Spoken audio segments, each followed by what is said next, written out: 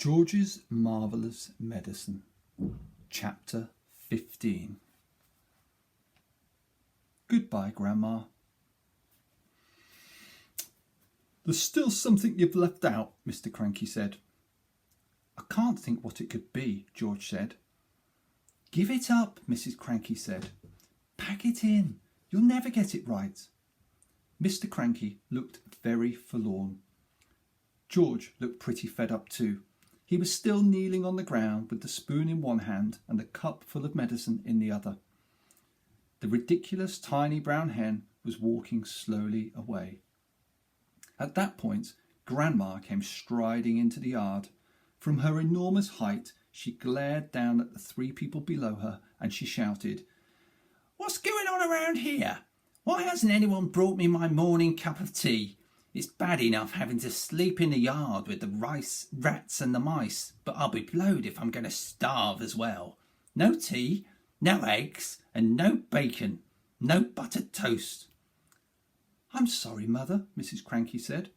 "We've been terribly busy. I'll get you something right away." "Let George get it, the lazy little brute," Grandma shouted. Just then, the old woman spotted the cup in George's hand. She bent down and peered into it. She saw that it was full of brown liquid. It looked very much like tea. "Ho!" she cried. "Ha! So, that's your little game, is it? You look after yourself, all right, don't you? You make quite sure you've got your nice morning cup of tea, but you didn't think to bring one to your poor old grandma. I always knew you were a selfish pig." "No, Grandma," George said. This isn't... "Don't lie to me, boy," the enormous old hag shouted. "Pass it up here this minute." "No," cried Mrs. Cranky. "No, Mother, don't. That's not for you." "Now you're against me too," shouted Grandma. "My own daughter trying to stop me having my breakfast, trying to starve me out." Mr. Cranky looked up at the horrid old woman and he smiled sweetly. "Of course it's for you, Grandma," he said. "You take it and drink it while it's nice and hot." "Don't think that I won't," Grandma said, bending down from her great height and reaching out her huge horny hand for the cup. "Hand it over, George." No, Grandma," George cried out, pulling the cup away. You mustn't. You're not to have it." "Give it to me, boy," yelled Grandma. "Don't," cried Mrs. Cranky. "That's George's marvellous..." "Everything's George's round here," shouted Grandma. "George is this, George is that. I'm fed up with it." And she snatched the cup out of little George's hand and carried it high up out of reach.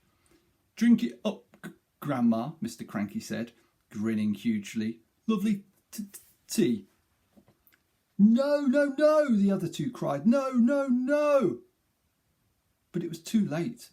The ancient beanpole had already put the cup to her lips, and in one gulp she'd swallowed everything that was in it. "Oh, Mother," wailed Mrs. Cranky, "you've just drunk 50 doses of George's Marvellous Medicine No. 4, and look what one tiny spoonful did to that little brown hen." But Grandma didn't even hear her. Great clouds of steam were already pouring out of her mouth, and she was beginning to whistle. "This is going to be interesting," Mr. Cranky said, still grinning. "Oh, now you've done it," cried Mrs. Cranky, glaring at her husband. "You've cooked the old girl's goose." I didn't do anything," Mr. Cranky said. "Oh, yes, you did. You told her to drink it." A tremendous hissing sound was coming from above their heads. Steam was shooting out of Grandma's mouth and nose and ears and whistling as it came. "She'll feel better after she's let off a bit of steam," Mr. Cranky said. "She's going to blow up," Mrs. Cranky wailed. "Her boiler's going to burst." "Stand clear," said Mr. Cranky. George was quite alarmed. He stood up and ran back a few paces. The jets of white steam kept squirting out of the skinny old hag's head, and the whistling was so high and shrill that it hurt his ears. "Call the fire brigade," cried Mrs. Cranky. "Call the police. Man the hose pipes." "Too late," said Mr. Cranky, looking pleased. Grandma, shrieked Mrs. Cranky. Mother, run to the drinking trough and put your head under the water. But even as she spoke, the whistling suddenly stopped and the steam disappeared. That was when Grandma began to get smaller. She'd started off with her head as high as the roof of the house, but now she was coming down fast.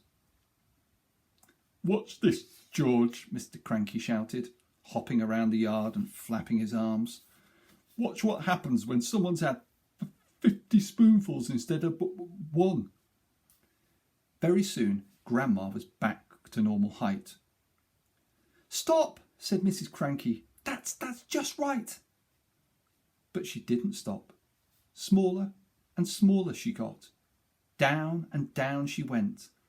In another half-minute, she was no bigger than a bottle of lemonade. "How do you feel, Mother?" asked Mrs. Cranky anxiously. Grandma's tiny face still bore the same foul and furious expression that it always had. Her eyes, no bigger now than little keyholes, were blazing with anger.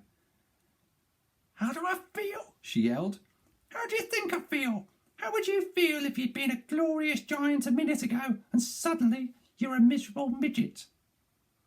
"She's still going," shouted Mr. Cranky gleefully. "She's still getting smaller." And by golly, she was. When she was no bigger than a cigarette, Mrs. Cranky made a grab for her.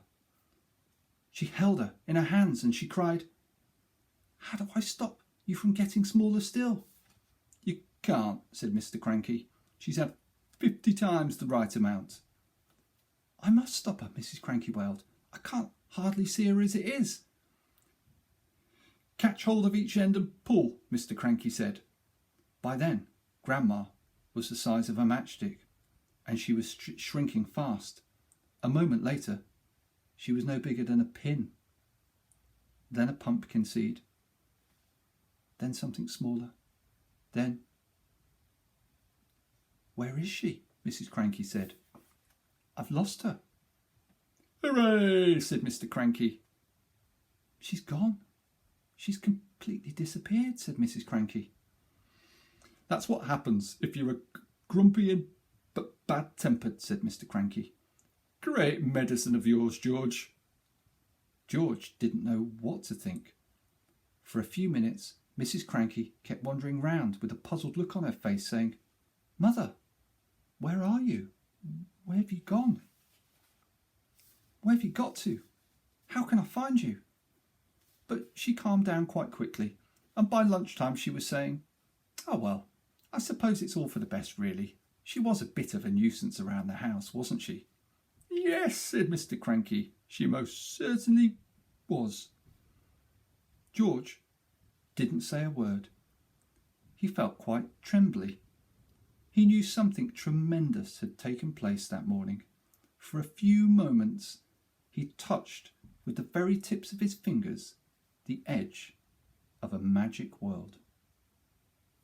The end. I hope you've enjoyed that story. Bye.